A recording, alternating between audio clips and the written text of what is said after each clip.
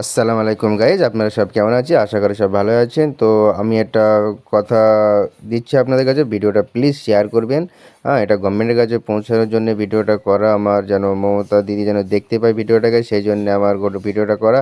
তো এটা দুঃখজনক ঘটনা, কারণ কাল টানা 6 ঘন্টা বৃষ্টি হওয়ার কারণে এই জায়গাটায় এতটা জল জমে গেছে, আর এখানে মানুষের এত এত ক্ষতি হয়েছে। তো আপনাদেরকে এইসব জায়গাগুলোতে ধান ছিল, পাট ছিল, সব পুরো একদম পুরো জলে ডুবে গেছে।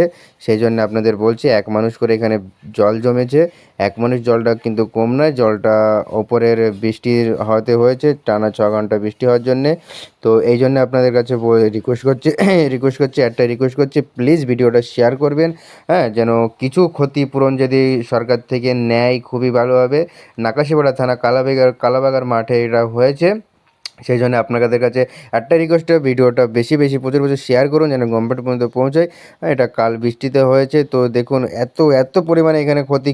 কম করে কিছু না হলে প্রায় 400 বিঘার ধান লাগানো ছিল, 400 বিঘা ধান পুরো এখানে ডুবে গেছে। হ্যাঁ, তো 400 বিঘা ধান ডুবে যাওয়া মানুষের কতটা ক্ষতি বুঝতেই পারছেন আপনারা।